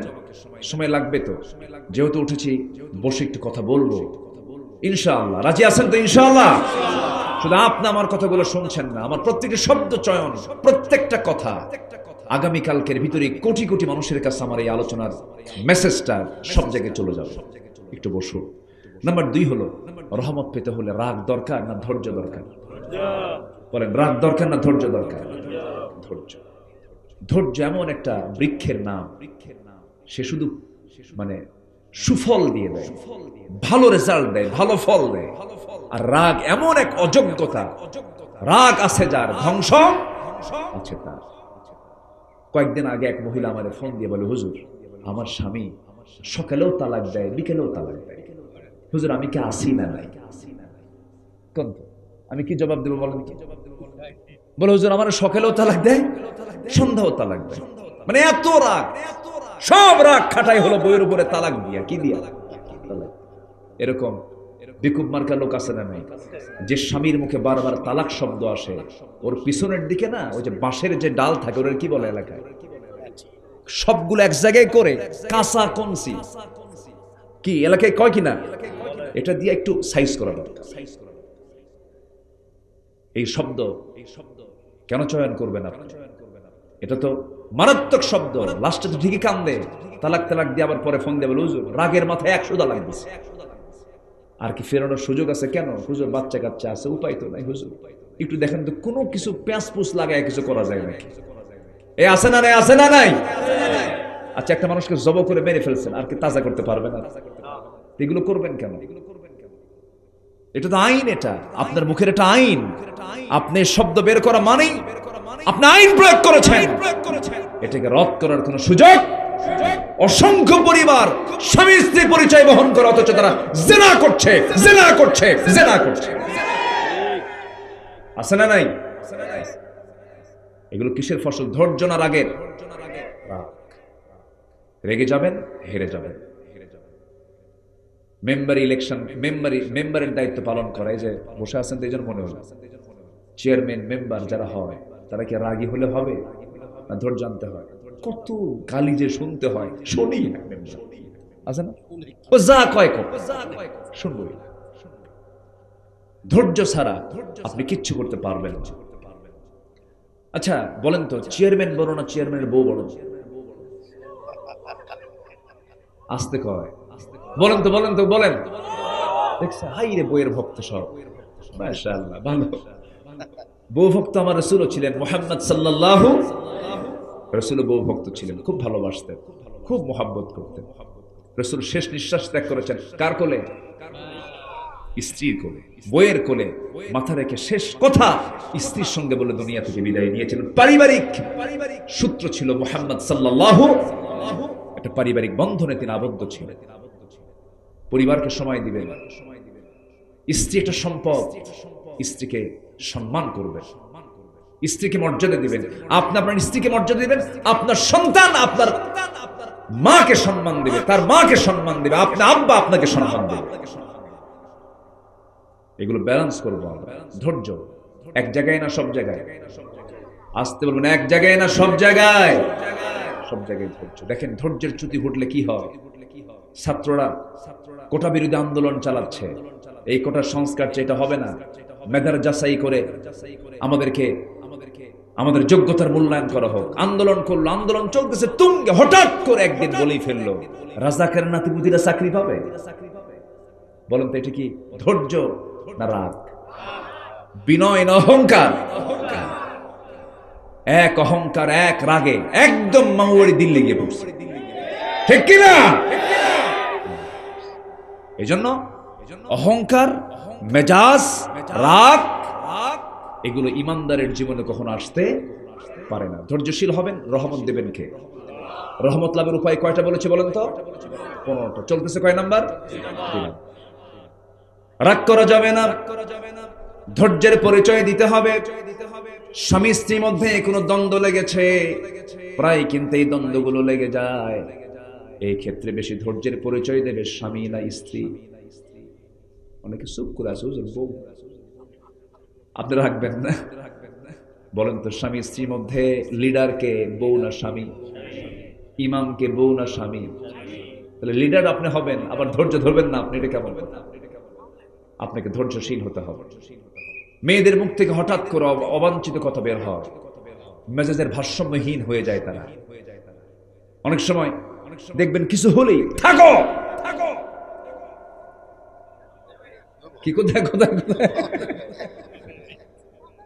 এটা কমন তাদের একটা বলি থাকে, এটা রাগ করে, এত কষ্ট করে সংসার করলাম এরকম বলে। এটা মেয়েদের নেচার, এটা মাথায় রাখতে হবে। মেয়েদের সৃষ্টি করা হয়েছে সোজাহার না বাঁকাহার? সোজা না বাঁকা? খুলিকাত মিন দিলাইন, বাঁকাহারে বানানো হয়েছে, সোজা করতে যাওয়া ভেঙে যাওয়া। বলেছেন মুহাম্মদ সাল্লাল্লাহু। একটু প্রশংসা করতে হয় মেয়েদের, প্রশংসা করলে খুব খুশি হয়, তেল মারলে খুব খুশি। একটু প্রশংসা সূচক শব্দ প্রয়োগ করতে হয়, বুঝাতে হয়। পুরুষকে ধৈর্যের পরিচয় দিতে হবে স্ত্রীর চাইতে কম না বেশি? বেশি। আমার মায়েরা খুব খুশি, হুজুর ভালো করে কর। আমার বন্ধুগণ, আল্লাহ রাব্বুল আলামিন বলেন ওয়াতিউ আল্লাহ ওয়া রাসূলাহু ওয়া লা তানাযাউ ফাতাফশালু ওয়া তাযহাবা রিহুকুম ওয়াসবিরু ইন্নাল্লাহা মা'আস সাবিরিন। জোরে বলুন আল্লাহু আকবার, আরো জোরে আল্লাহু আকবার। আমার রাসূল রাগী ছিলেন না, ধৈর্যশীল ছিলেন, ধৈর্যশীল ছিলেন। ধৈর্যের তিনি পিরামিড ছিলেন।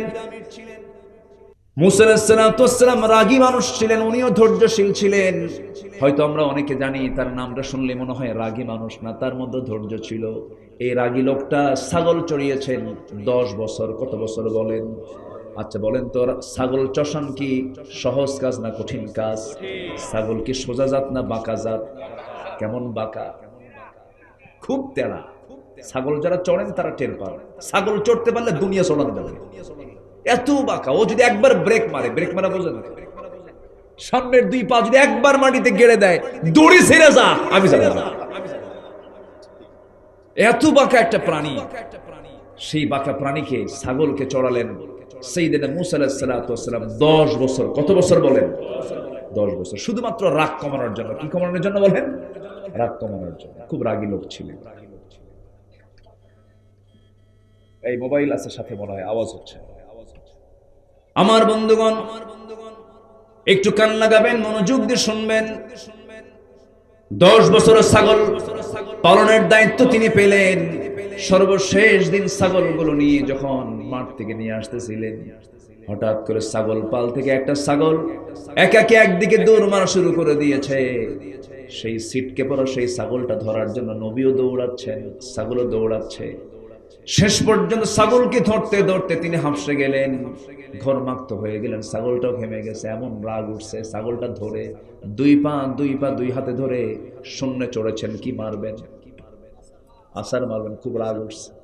কিন্তু লক্ষ্য করে দেখেন ছাগলটা থরথর করে কাঁপে, চোখে মুখে ভয়, লোমকূপ দিয়ে ঘামগুলো টপ টপ করে পড়তেছে। তিনি মনে মনে চিন্তা করলেন, আহারে বেচারা ছাগল রে, তোর তো কোনো জ্ঞানী নাই, তোর তো কোনো এলেম নাই, তোর মায়েরা কি লাভ হবে? তার মধ্যে একটা ধৈর্য চলে আসলো, বুঝ চলে আসলো। ছাগলটার 2 পা 2 হাত থেকে আস্তে করে ছেড়ে দিয়া বুকের সঙ্গে ছাগলকে জড়িয়ে রেখে তিনি আদর করলেন, স্নেহ দিলেন, রহমত করলেন, বরকত দিয়ে দিলেন, তার আদর করলেন। আল্লাহ বলছেন, মুসা তোমার রাগ কমে গেছে, ধৈর্যশীল হয়ে গেছে, আমি তোমার নবুয়ত দিয়ে দিলাম। যেরকম সুবহানাল্লাহ। তাহলে বিয়া আগে না ধৈর্য আগে? হ্যাঁ, এটা মনে রাখেন, ধৈর্য আগে। ব্যবসা আগে না ধৈর্য আগে? ধৈর্য আগে। সব জায়গায় ধৈর্য লাগবে, ধৈর্য ছাড়া কিচ্ছু হবে না। এই যে বসে আছেন, বলেন তো ওয়াজ আগে না ধৈর্য আগে? ধৈর্য। বসে থাকতে হবে। শয়তান তো লেগেই আছে, বোঝেন না? শয়তান ওঠ বারবার বলে, আপনি কবেন না, বসে থাকতে হবে। ধৈর্য। আমরা ধৈর্যশীল হব, জোরে বলি ইনশাআল্লাহ। একজন নবীর গায়ে 18 বছর ঘা ছিল, ঘা, গন্ধ, পোকা। কে বলেন তো? বলেন কে কে কে? আইয়ুব আলাইহিস সালাম। কোনদিন কি তিনি ধৈর্যহীনতার পরিচয় দিয়েছেন? একবার কি বলেছেন আল্লাহ তুমি কি করলা? এটা বলছেন? পরিবার চলে গেছে, সংসার ওলটপালট হয়ে গেছে, অসুস্থতা। দুঃসময় তো সবাই থাকে না, দুঃসময় সবাই থাকে, অনেকে দৌড় মারে। দৌড় মারে কিনা বলেন? দৌড় মারে। ওই দুঃসময়ে কেউ তার পাশে ছিল না। 18 বছর ধরে এত বড় জটিল রোগে আক্রান্ত হলেন, কুষ্ঠ রোগে আক্রান্ত হলেন। আল্লাহর পয়গম্বর একটাবারও তিনি মনক্ষুণ্ণ হলেন না। কিন্তু জিহবা পর্যন্ত ঘা যখন পৌঁছে গেছে, জিহবায় লাগে। আল্লাহকে বলছে, আল্লাহ সব জায়গায় ঘা দিয়েছে, কোনো দুঃখ নাই, জিহবায় ঘা দিও না, কারণ তোমার নামের জিকির করবো কেমনে? তোমার নামের জিকিরটা আমি কেমনে করবো? আল্লাহ তোমার নামের জিকির করার জন্য অন্তত জিহবাটাকে অক্ষত রেখে দাও। আল্লাহ বলেন, আইয়ুব আমি তোর সকল পরীক্ষা আমি তোর 5 নাম্বার দিয়ে দিলাম। আইয়ুব তোর হারানো যৌবন, হারানো সৌন্দর্য আমি আল্লাহ আমি তোর আবার ফেরত দিয়ে দিলাম। যেরকম সুবহানাল্লাহ। ধৈর্য। আমার ভাইরা, আমার বন্ধুগণ, এই দুনিয়াতে যত অর্জন হয়েছে ধৈর্যের মধ্য দিয়ে অর্জন হয়েছে। ধৈর্য ছাড়া কোনো অর্জন সম্ভব নয়। ধৈর্যশীলদের সঙ্গে আল্লাহ রাব্বুল আলামিন আছেন। আল্লাহ কি সুন্দর করে বলছেন। নাম্বার 3 হলো ইবাদতে মনোনিবেশ দেওয়া। 2টা চলে গেছে, এখন আমরা আসি ইবাদতে মনোযোগী হওয়া।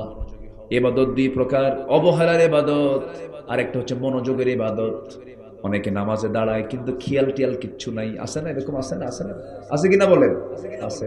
নামাজের মজা তারা পাবে না। কোন এক রমজান মাসে আমি মদিনায় শেষ রাত্রে আমি কিয়ামুল লাইলে নামাজে দাঁড়ায় গেলাম। ইমাম সাহেব নামাজে দাঁড়ায় গেলেন, লম্বা 2 রাকাত নামাজ পড়লেন। লম্বা 2 রাকাত নামাজ আমার যতটুকু মনে পড়ে সেই দিন 40 থেকে 50 মিনিট মাত্র 2 রাকাত নামাজ তারা আদায় করতে পেরেছেন, শেষ করেছেন। যেরকম আল্লাহু আকবার। মাত্র কয় রাকাত? 40 থেকে 50 মিনিট সময় লেগেছে। নামাজের মধ্যে মজা যদি না পাওয়া যায় তাহলে কি থাকা যাবে? মজা পেতে হবে। নামাজের একটা মজা আছে, ইবাদতের একটা মজা আছে, একটা স্বাদ আছে। সেই স্বাদটা পাওয়ার জন্য সবার আগে শর্ত হলো মনোযোগ দেওয়া। কি দেওয়া বলেন তো? মনোযোগ দেওয়া। সাইয়েদনা আলী জিহাদের ময়দানে যুদ্ধ করতে গিয়ে পায়ের মধ্যে তীরবিদ্ধ হয়ে যুদ্ধ ময়দান থেকে ফিরে এসেছেন। তীর যখন ঢোকে সোজা ঢুকে যায়, সহজে কি বের হয়? সহজে কি বের হয়? টান দিয়ে বের করার সময় কিন্তু উল্টা দিকে সহজে বের হয় না। চরম কষ্ট পাচ্ছেন তিনি। সব সাহাবীরা পরামর্শ করলো কি করা যায়। নবীর কাছে বলা হলো, হুজুর আলীর তো এই অবস্থা হয়েছে, কি করি আমরা?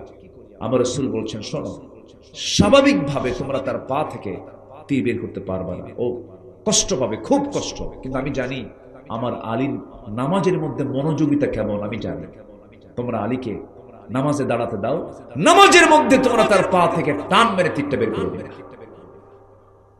একটু আস্তে করো সুবহানাল্লাহ, আর জোরে করো সুবহানাল্লাহ। নামাজের মধ্যে একটু মশা পড়লে পরে আছে কিনা? আর নামাজ যদি একটু লম্বা করে, সূরা লম্বা করলে তার কোনো লোকমাত চলবে না, তাই না? তখন মানে কি গলার একটা আওয়াজ, হুজুর শেষ করো না। মনোযোগ, মনোনিবেশ হতে হবে। والذين هم للصلاة والذين قد أفلح المؤمنون الذين هم في صلاتهم خاشعون। খুশুর সাথে অত্যন্ত মনোযোগ দিয়ে নামাজ পড়তে হবে। আমার নবীজির এমন সময় গেছে ঘন্টার পর ঘন্টা চলে গেছে শুধু একটা সেজদার ভিতরে। সেজদা দিলে জবাব দেন কে? আস্তে জবাব দেন কে? আপনি সেজদার মধ্যে আপনি যা চাবেন আল্লাহ তাই কবুল করবে। কেন কবুল করবেন না? তিনি কবুল করার জন্য তিনি তো আছেন, তিনি তো আমার কবুল করবেন। আমি ডাকবো, আমার ডাকে সাড়া খেয়ে দিবেন। কে দিবেন? আল্লাহ দিবেন। কিন্তু মনের মতো করে চাইতে হবে, মনোযোগ দিয়ে চাইতে হবে। আমরা সকল ইবাদতে আমরা মনোযোগী হব। জোরে বলি ইনশাআল্লাহ। আল্লাহ রাব্বুল আলামিন বলেন, ওয়ামা উমিরু ইল্লা লিয়া'বুদুল্লাহা মুখলিসিনা লাহুদ-দ্বীন হুনাফাআ ওয়া ইউকিমুস সালাতা ওয়া ইউতুস যাকাতা ওয়া যালিকা দীনুল কাইয়্যিমা। জোরে বলুন আল্লাহু আকবার। ইখলাস ঠিক থাকতে হবে, একমাত্র আল্লাহর জন্যই সবকিছু করতে হবে। চোখের পানি বারবার ফেলার চেষ্টা করতে হবে কার সামনে বলেন? আল্লাহর পছন্দের বান্দা তো তারাই। আল্লাহ রাব্বুল আলামিন বলেন, ওয়াল্লাযীনা ইয়াবিতুনা লিরাব্বিহিম সুজদান ওয়া কিয়ামা والذين يقولون ربنا اصرف عنا عذاب جهنم إن عذابها كان غراما إنها ساءت مستقرا ومقاما جرب الله أكبر ইমানদার বান্দা তো তারাই, আল্লাহর রহমানের প্রিয় বান্দা তো তারাই। রাত যখন গভীর হয়ে যায়, নরমাল বান্দাগুলো ঘুমিয়ে পড়ে, বিশেষ বান্দাগুলো সেজদায় পড়ে পড়ে ডুকরে ডুকরে শিশু বাচ্চার মতো হাউমাউ করে কাঁদে আর বলে, আল্লাহ আমারে মাফ করে দাও, অমুক দিন গুনাহটা করছি, অমুক দিন পাপটা করছি, অমুক দিন আমি অমুক পাপের সঙ্গে জড়িয়েছিলাম, আল্লাহ তুমি আমারে মাফ করে দাও। চোখের পানিগুলো যদি আল্লাহর ভয়ে যদি কোনো বান্দা ফেলতে পারে, 7 সমুদ্রের পানি দিয়া জাহান্নামের একটা কিরণা কেউ নিভাতে পারবে না। কিন্তু কোনো বান্দা যদি একমাত্র আল্লাহর ভয়ে 1 ফোঁটা চোখের পানি যদি ফেলতে পারে, ওই 1 ফোঁটা চোখের পানি আল্লাহ রাব্বুল আলামিন 7টা জাহান্নাম নিভায়া দিয়ে তার জন্য 8টা জান্নাত খুলে দিবে।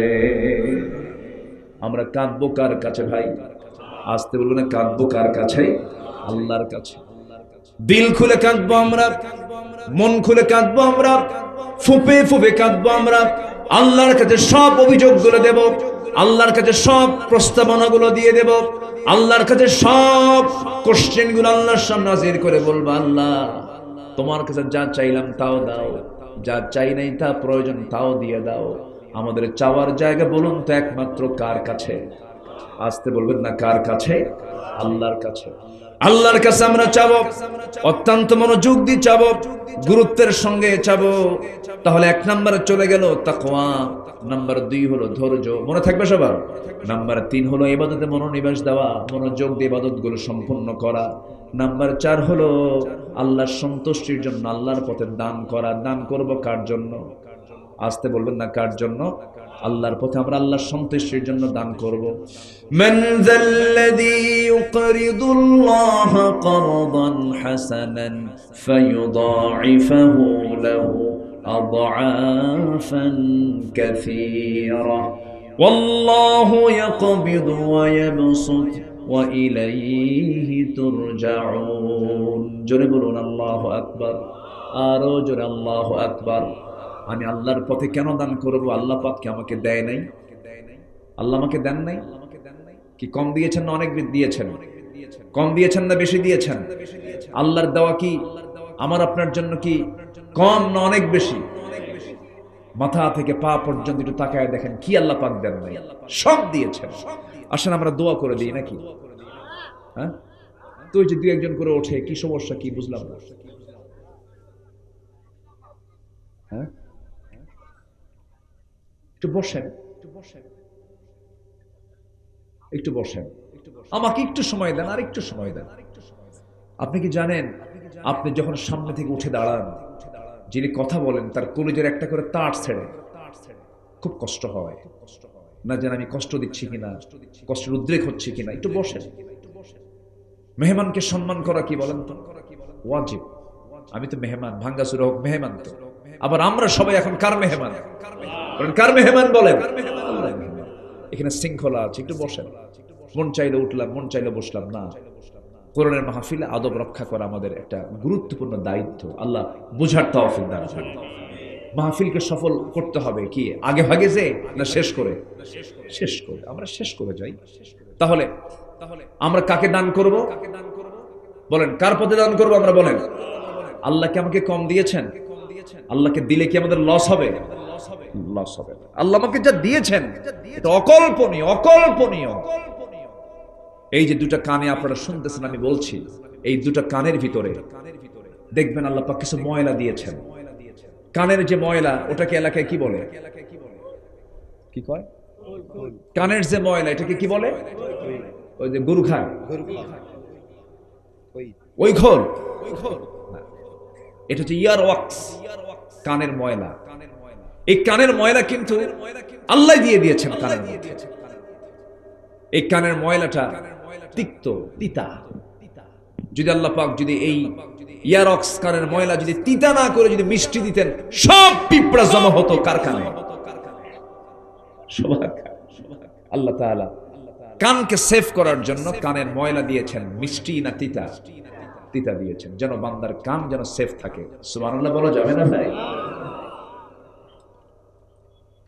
যদি মিষ্টি হতো সলিমুদ্দি ঘুমাতে নিয়ে আরেক কলিমুদ্দির পাহারা দেওয়া লাগতো, পিঁপড়া কোন দিক দিয়ে আসে? কত বড় বেকায়দা হয়ে যেত। কিন্তু আল্লাহ রাব্বুল আলামিন কানের মধ্যে এরকম তিতা দিলেন যেন কোনো পিঁপড়া না যায়, কোনো পোকামাকড় না যায়। আবার এই কান থেকে সোজা আপনি চোখে চলে আসেন। চোখ, কান, নাক, পদ্মা, মেঘনা, যমুনা যত বড় তার চেয়ে বেশি বড় হলো আমার চোখ, কান, নাক, গলা। অনেক বড় ডিপার্টমেন্ট এটা। ইএনটি ডাক্তার যারা তারা বুঝেন কত বড় নিয়ামত তিনি দিয়ে দিয়েছেন। দেখেন চোখ, আল্লাহ রাব্বুল আলামিন কত বড় নিয়ামত দিয়ে দিয়েছেন। এই চোখের পানি আল্লাহ রাব্বুল আলামিন লবণ করেছেন না মিঠা করেছেন? বলেন বলেন কি করেছেন? লবণ করেছেন, খরা করেছেন। কিন্তু আমরা খাই কি পানি? কি পানি খাই? কিন্তু চোখের পানি কি হয়ে যায় বলেন? মেশিন ছাড়া। মেশিন ছাড়া লবণ হয়? তাহলে মেশিন আছে না নাই? বলেন প্রত্যেক চোখে মেশিন আছে না নাই? বলেন আমি খাচ্ছি মিঠা আর চোখে জমা হচ্ছে কি পানি? লবণ পানি। লবণ পানি জমা হচ্ছে, লবণ করে দিয়েছেন। চোখটাকে লবণ পানিতে ভাসমান করেছেন। মাঝে মাঝে চোখের কোনা দিয়ে ঘুম থেকে ওঠার পরে কাতরানো চোখের কোনা দিয়ে সাদা সাদা যে সমস্ত জিনিসগুলো আমরা ময়লাগুলো দেখি, এটা হলো চোখের মলম, চোখের অয়েন্টমেন্ট। আল্লাহ রাব্বুল আলামিন যেদিন বান্দা পৃথিবীতে জন্ম নিয়েছে মৃত্যু পর্যন্ত প্রত্যেকটা দিন বান্দার চোখকে ভালো রাখার জন্য, জীবাণু মুক্ত করার জন্য চোখের পানিকে আল্লাহ পাক লবণ করে স্থায়ী মলমের বন্দোবস্ত করে দিয়েছে। আমার বন্ধুগণ, প্রতি মিনিটে মানুষ 15 থেকে 20 বার পলক ফেলে।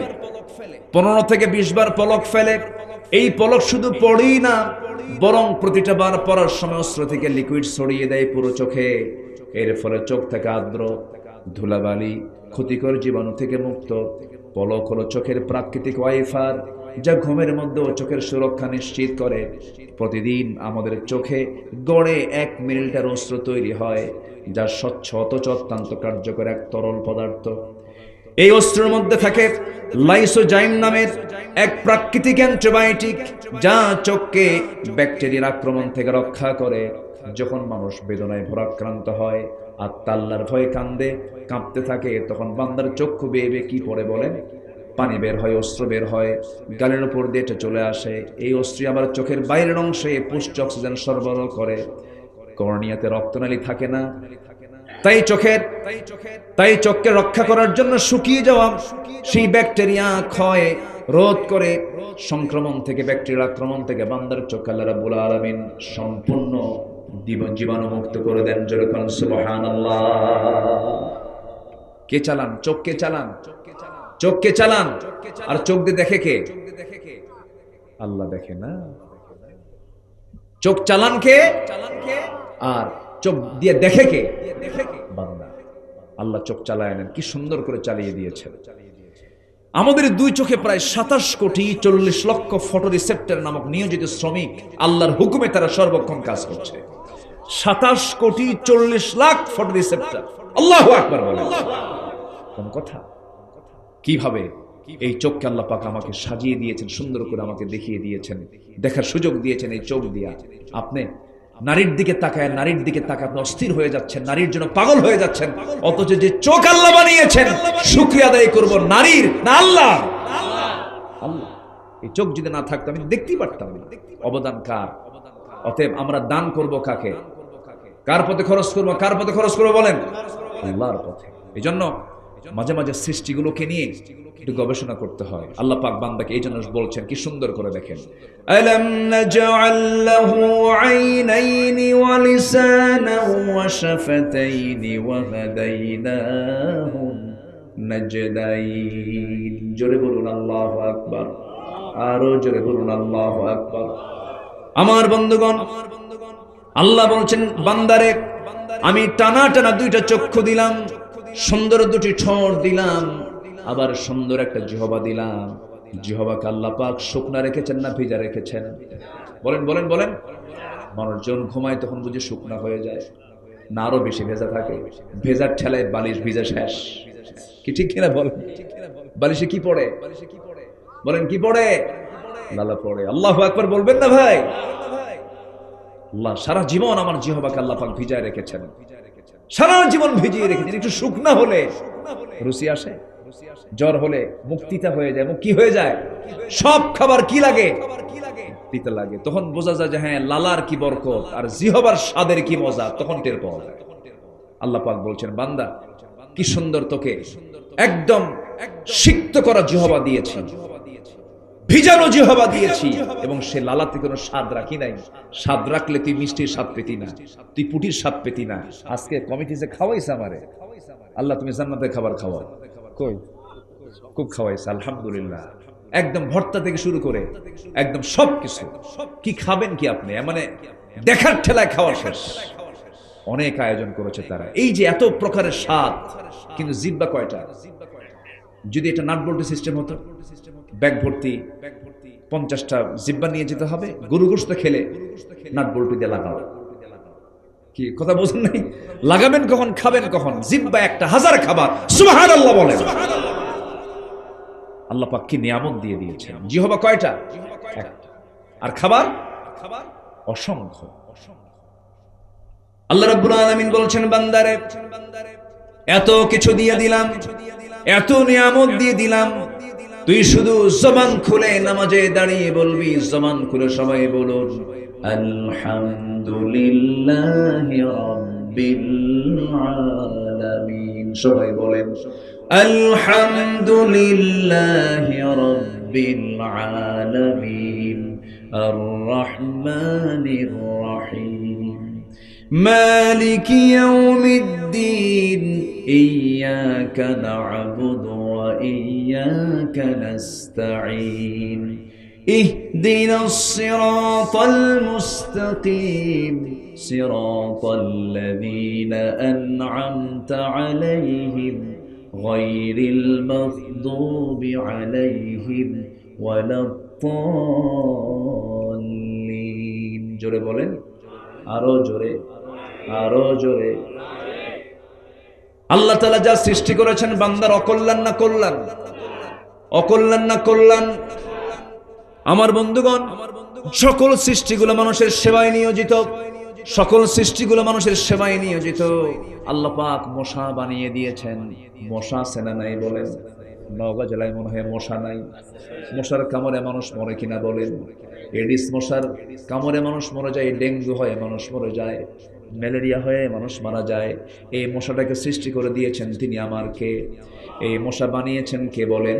আল্লাহ বানিয়েছেন। আজ থেকে ১৫০০ বছর আগে মশা নিয়ে আল্লাহ রাব্বুল আলামিন কোরআনে কথা বললেন। কাফের মুশরিকরা বলল তোমার আল্লাহর কাজ নাই কেমনে? কোরআনের মধ্যে মশার ওয়াজ করার কি দরকার? মশার কথা বলার কি দরকার? কিন্তু আজকে ওই মশাকে গবেষণা করে কত কি আবিষ্কার করেছে, একটু খেয়াল করে দেখুন আমার বন্ধুগণ।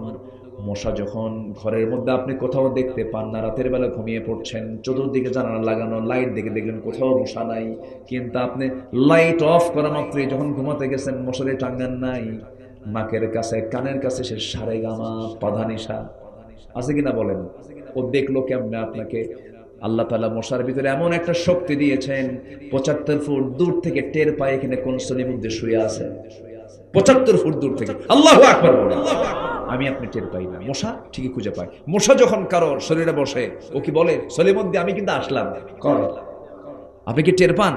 টের পান না। হঠাৎ করে আপনার দেহে মশাটা বসে পড়ে, মশা বসে আগে হুল ফুটায় না, আগে কি করে জানেন? অ্যানেস্থেসিয়া করে। কি করে? অ্যানেস্থেসিয়া। যারা মেডিকেলের ডাক্তার, যারা অ্যানেস্থেসিয়া হচ্ছে, আগে অজ্ঞান করে, আগে ওইটুকু অংশ আগে অজ্ঞান করে, সেন্সলেস করে, এরপরে হুলটা ফুটায় দেয়, জায়গা মতো করে খায়া ও চলে যায়। আল্লাহু আকবার বলেন। আল্লাহ পাক এমনি উদাহরণ দেন নাই। মশা এটা মারাত্মক একটা সৃষ্টি। অত্যাধুনিক প্রযুক্তি তৈরি হয়েছে মশার সৃষ্টি থেকে। মশার চোখ সাধারণ কোন চোখ নয়, এটা এক অত্যন্ত জটিল গঠনের কম্পাউন্ড আই। এটা মারাত্মক আল্লাহ তাআলার একটা সৃষ্টি। এটা মানে এটাকে গবেষণা করে অনেক কিছু তৈরি হয়েছে। কম্পাউন্ড আই, যেখানে শতাধিক ক্ষুদ্র লেন্স একসঙ্গে কাজ করে, এই জন্য সে চতুর্দিকে একসঙ্গে দেখতেও পারে। আজকে আধুনিক বিজ্ঞান ঠিক একই টেকনোলজি ব্যবহার করে ডিফেন্স ড্রোন, সেলফ ড্রাইভিং কার, রোবোটিক ভিশন সিস্টেমে এগুলো আবিষ্কার করেছে। প্রকৃতির এক ক্ষুদ্র সৃষ্টি হয়ে উঠেছে প্রযুক্তির বিশাল অগ্রগতির এক মূল অনুপ্রেরণা। অথচ আল্লাহ রাব্বুল আলামিন আজ থেকে ১৫০০ বছর আগে এই মশার উদাহরণ দিয়ে দিয়েছেন। যেরকম সুবহানাল্লাহ, ইন্নাল্লাহা লা ইস্তাহি আন ইয়াদরিবা মাসালান মা বাউদাতান ফামা ফাওকাহা। আল্লাহু আকবার বলেন। আচ্ছা, এখানেই শেষ নয়। মশার মুখে আমরা যে সুরের মতো যে সূচটা দেখি, আসলে এটা সূচের সংখ্যা একটা নয়, এগুলো ৬টা অংশে বিভক্ত। কয়টা অংশে বলেন তো? ওই ছোট্ট সুরের মধ্যে কয়টা অংশ আছে? ৬টা। ৬টার আলাদা আলাদা কাজও আছে। এক নাম্বার, মশার শরীরে অবস্থিত শেষ ২টি সূচ, যা ছুরির কাজ হলো আমার আপনার শরীরকে নির্দিষ্ট জায়গা থেকে ফেড়ে ফেলে, আগে ফেড়ে ফেলে। তারপরে ২টি সূচের কাজ হলো মানব দেহ থেকে ব্লাড ভেসেল, এটা খুঁজে বের করে। পঞ্চম সূচটি দিয়ে সে চেতনানাশক এক প্রকার কেমিক্যাল নিঃসরণ করে, যেন ওই জায়গাটা অবশ হয়ে যায়। এরপর শেষ সূচটি দিয়ে সে রক্ত শুষে নিয়ে চলে আসে। আরো অত্যাশ্চর্যের বিষয় হলো, এই জটিল এবং নিখুঁত ডিজাইন থেকে অনুপ্রাণিত হয়ে আধুনিক বিজ্ঞানীরা তৈরি করেছেন মসকিউটো ইন্সপায়ার্ড সিরিঞ্জ। এই সিরিঞ্জ আবিষ্কার করেছে মশার সুর থেকে, মশার সামনের ওই থেকে, সিরিঞ্জ থেকে। আল্লাহু আকবার। তাহলে এক অপার সৃষ্টির পরিকল্পনা বান্দার অকল্যাণ না কল্যাণ। অতএব আমরা দান করব কার পথে? আসতে বলবেন, দান করব কার পথে? আল্লাহর পথে। মধুকে দিয়েছেন, মধুর ভিতরে সব রোগের ঔষধ আছে না নাই? কিন্তু মধুটা ভেজাল করলো কে? আল্লাহ। কে করছে ভেজাল? কে করছে? নওগাঁর মিষ্টির দোকান থেকে সুরা কিছু ঢুকায় দিছে। অথচ 1 পাউন্ড মধু তৈরি করতে লক্ষ লক্ষ মৌমাছিকে দিনের পর দিন পরিশ্রম করে সেই মধুগুলো সংগ্রহ করতে হয়। এটার দাম পৃথিবীর কোনো মানুষ দিতে পারবে না। যদি আমরা ১,৫০০ টাকা ১,০০০ টাকায় কিনি, কিন্তু শ্রমিক হিসাবে মৌমাছিকে যদি আপনি মূল্য দিতে যান, সে যে পরিমাণ দৌড়ায়, লক্ষ লক্ষ কিলোমিটার জার্নি করে 1 পাউন্ড মধু তৈরি হয়, আর সেই মধুর ভিতরে যারা শিরা ঢুকায়, ভেজাল ঢুকায়, তাদের ফাঁসি হবে। সব কার নিয়ামত? বলেন, কার নিয়ামত? দিয়েছেন কে? অতএব আমি দান করব কার পথে? রহমত পাবো কার? বলেন, রহমত পাবো কার? রহমত পাবো কার? পাবো বলেন, আল্লাহ। তাহলে 4টা চলে গেল, এখনো আছে কয়টা বলেন? 11টা। নুরু, ওয়াজ কিন্তু শেষ না, ওয়াজ শুরু। বহু আলোচনা এখনো পড়ে আছে। রাগ করতেছেন মনে হয় আপনারা। আচ্ছা, নাম্বার 5 আমি এক লাইনে বলে যাচ্ছি। নাম্বার 5 হলো, আল্লাহর স্মরণে থাকা লিপ্ত ব্যক্তির উপর আল্লাহর রহমত নাজিল হয়। সর্বক্ষণ আমরা জিকির করব কার? বলেন, ফাযকুরুনি আযকুরুকুম ওয়াশকুরুলি ওয়ালা তাকফুরুন। আল্লাযীনা ইয়াযকুরুনাল্লাহা কিয়ামান ওয়া কুউদান ওয়া আলা জুনুবিহিম ويتفكرون في خلق السماوات والأرض ربنا ما خلقت هذا باطلا سبحانك فقنا عذاب النار. جربنا الله أكبر. জিকির করব আমরা, ফিকির করব আমরা, আল্লাহর সৃষ্টি নিয়ে গবেষণা করব, চোখের পানি ফেলে ফেলে আল্লাহর শুকরিয়া আদায় করব। আমার এই জিহ্বাকে প্রত্যেকটা সেকেন্ডে কাজে লাগাতে হবে। আমার শ্বাস প্রশ্বাস কার হাতে বলেন? আসতে বলবেন না, কার হাতে? আমাদের প্রতিটি শ্বাসে প্রশ্বাসে জিকির হবে কার? জিকির করেন আল্লাহ আল্লাহ, লা ইলাহা ইল্লাল্লাহ, লা ইলাহা, আরো জোরে, লা ইলাহা, লা ইলাহা ইল্লাল্লাহু মুহাম্মাদুর রাসূলুল্লাহ সাল্লাল্লাহু আলাইহি ওয়াসাল্লাম। নাম্বার 6 হলো আল্লাহর রহমত পাওয়ার জন্য যেই কাজটা করতে হবে সেটা হলো তওবা করা। তওবা করব কার কাছে? জোরে বলবেন, কার কাছে? একবার না বারবার, একবার না বারবার। যখন মনে হবে তখনই তওবা করে ফেলবো, আল্লাহর কাছে মাফ চেয়ে ফেলবো, সারেন্ডার করে ফেলবো। আল্লাহ, গুনাহ করেছি, তুমি আল্লাহ আমারে মাফ করে দাও। আমার গুনাহ বড় না আল্লাহ, আমার আল্লাহর রহমত বড়। কার রহমত বড়? কার রহমত বড়? আল্লাহর রহমত বড়। তওবা করব আমরা আল্লাহর কাছে, আল্লাহর কাছে মাফ চেয়ে নেব। ইয়া আইয়ুহাল্লাযীনা আমানু তুবু ইলাল্লাহি তাওবাতান নাসুহা। তওবাতুন নাসুহা করো, যেমন করে তোমরা তওবা করা দরকার সেইভাবেই তওবা করো।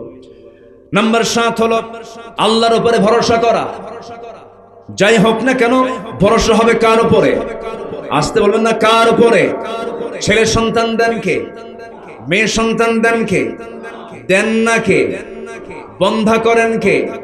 দোষ কার? কি কইল? আল্লাহর দোষ? ফয়সালা কার? ফয়সালা কার? আল্লাহ। সন্তান হলে, মেয়ে হলে অভিযোগের শেষ নাই মেয়ের মার উপরে। তোর পেট পচা, আছে না এরকম বলে না? তোর পেটে ছেলে নাই। এমন কি তালাকের ঘটনা পর্যন্ত ঘটে বারবার মেয়ে হওয়ার কারণে। এত মূর্খ, এত অসভ্য কিছু বান্দা আছে না নাই বলেন? কেন? আমার নবী কি ছেলের বাপ না মেয়ের বাপ? বলেন, ছেলের বাপ না মেয়ের বাপ? মেয়েদের বাপ। আমার নবী যে মেয়েদের জন্য বাজার আগে করেছেন। রাসূল বলেছেন, যেখানে মেয়ে আছে সেখানে বরকত আছে। যেরকম সুবহানাল্লাহ। নবীজি সম্পত্তি ভাগ করতে নিয়ে আগে বলেছেন আল্লাহ পাক, ছেলের ভাগ না মেয়ের ভাগ? লিযাকারি মিসলু হাযিল উনসাইন। আগে মেয়ের ভাগটা বুঝায় দাও। কিন্তু ভাইরা অত্যন্ত প্রতারণা করে সমস্ত মনের সম্পত্তি যুগের পর যুগ ধানের জমি খায়া 10 বছর 15 বছর পাড়ি দিয়ে পরে জমি খাইছে, বোনের সম্পত্তি দেয় আরেক জমি থেকে। ঠিক কিনা বলেন? এরকম প্রতারণক ভাই মনে হয় নওগাঁ জেলায় নাই। আসতে বলবেন না, আছে না নাই? দেয় না? বলবো বলবো কিছু বলবো। যে উঠবে ভাববো ওই ভাইটা বোনকে সম্পত্তি দেয়। বোনকে সম্পত্তি দেয় না। বাপ মারা গেছে কোন দিন, মাঝে মাঝে পাম্পট্টি দেয়, একটু আসো দাওয়াত দেয়, মিষ্টি টিষ্টি খাওয়ায়। বগুড়ার দই, নাটোরের কাঁচাগোল্লা, যশোরের খই সবকিছু হাজির করে পাম্পট্টি দিয়ে থুয়ে দেয়। 2 ভরি স্বর্ণের একটা চেন দিয়া কোটি টাকার সম্পদ নেওয়ার ধান্দায় থাকে। এমন প্রতারক ভাই আছে না নাই বলেন তো? আবার মাঝে মাঝে ওয়াজ করে, বোন একটা কথা বলি কি, অংশ নিলে কিন্তু ধ্বংস হয়। দেখছেন কত বড় পাক্কা শয়তান।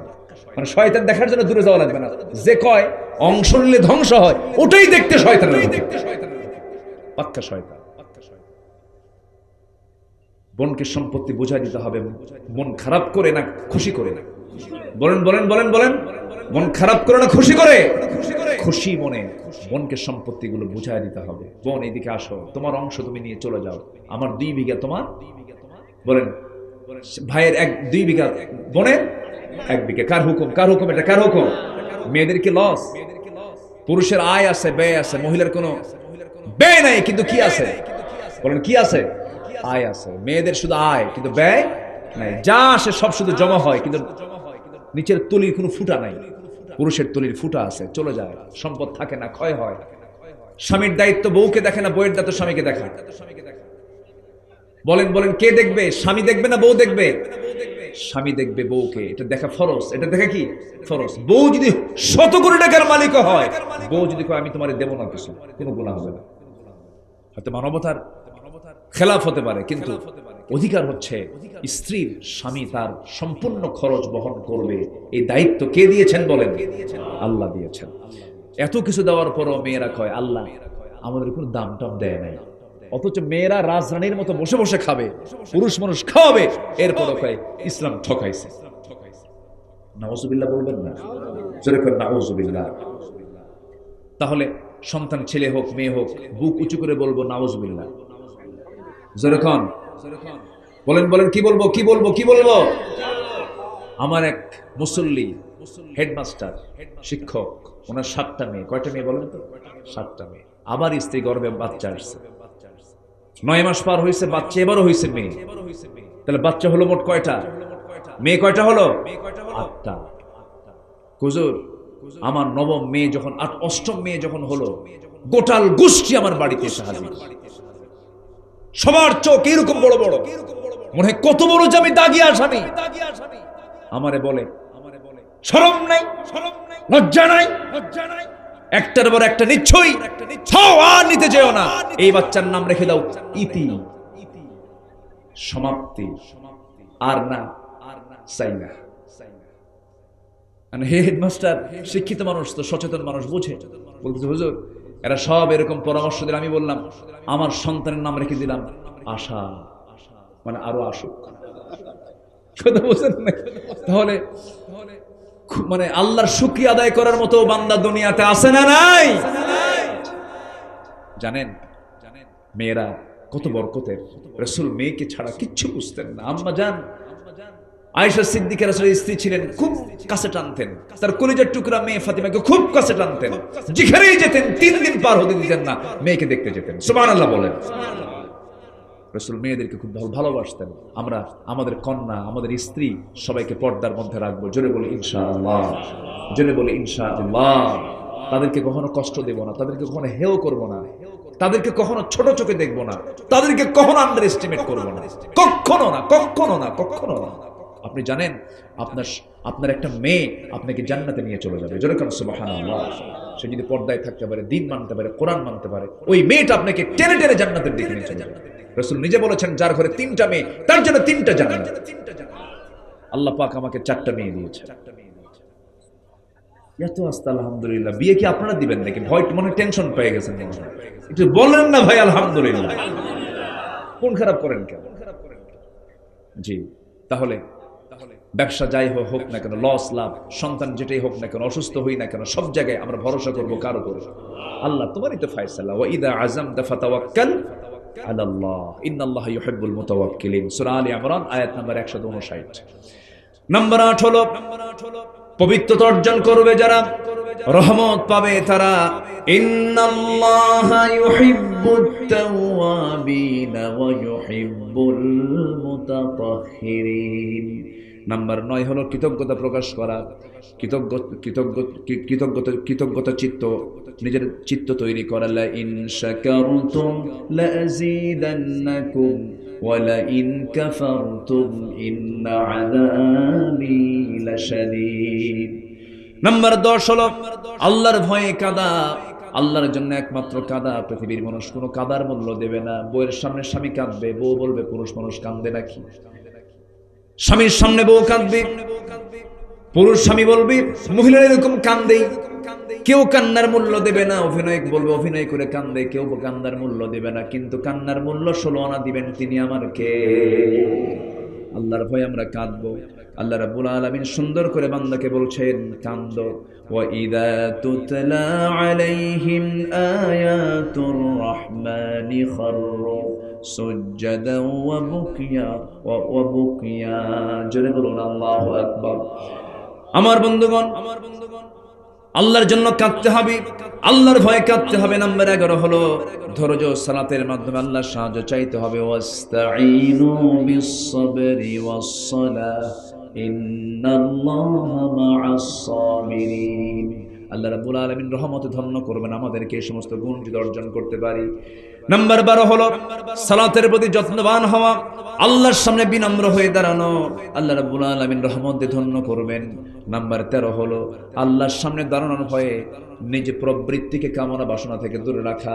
মন তো খারাপ কিছু চায়, মন চায় উল্টা পাল্টা কিছু করতে, কিন্তু মনটাকে কন্ট্রোল করতে হবে একমাত্র কার ভয়ে? ওয়া আম্মা মান খাফা মাকামা রাব্বিহি ওয়া নাহান নাফসা আনিল হাওয়া ফাইন্নাল জান্নাতা হিয়াল মাওয়া।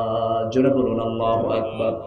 নাম্বার 14 হলো সৎকর্মশীল হওয়া, ফাসাদ সৃষ্টিকারী না হওয়া। ফাসাদ যারা সৃষ্টি করেছে যুগে যুগে, ওই যে নমরুদের দিকে তাকান, ফেরাউনদের দিকে তাকান, হামানদের দিকে তাকান, এই সমস্ত ফাসাদ সৃষ্টিকারী যারা ছিল তাদেরকে সব খতম করে দিয়েছেন তিনি আমার কে? আসতে বলো না, তিনি আমার কে? ভালো কাজ আমরা করব। ওয়ালা তুফসিদু ফিল আরদি বা'দা ইসলাহিহা ওয়াদউহু খাওফান ওয়া তামআন ইন্না রাহমাতাল্লাহি কারীবুম মিনাল মুহসিনিন। জোরে বলুন আল্লাহু আকবার। সৎকর্মশীল আমরা হয়ে যাব, খারাপ কোনো কাজের জন্য আমরা নিজেকে প্রস্তুত করব না। সর্বশেষ হলো আল্লাহ এবং রাসূলের পরিপূর্ণ আনুগত্য আমাকে আপনাকে করতে হবে। আল্লাহ রাব্বুল আলামিন বলেছেন ওয়া আতিউল্লাহা ওয়ার রাসূল লাআল্লাকুম তুরহামুন। আল্লাহর আনুগত্য করো, নবীর আনুগত্য করো, তোমরা রহমত প্রাপ্ত হয়ে যাবে। এই 15টা কাজ যদি কোনো বান্দা করে, রহমত দিয়ে আল্লাহ পাক তাকে একদম ঘেরাও করে রাখবেন, রহমত দিয়ে তাকে বেষ্টন করে ফেলবেন। আল্লাহর রহমত প্রাপ্ত বান্দার ঠিকানা হবে জাহান্নাম না জান্নাত। আল্লাহ কবুল করুন, জোরে বলি আমিন। আরো জোরে আমিন, আরো জোরে আমিন, আরো জোরে আমিন।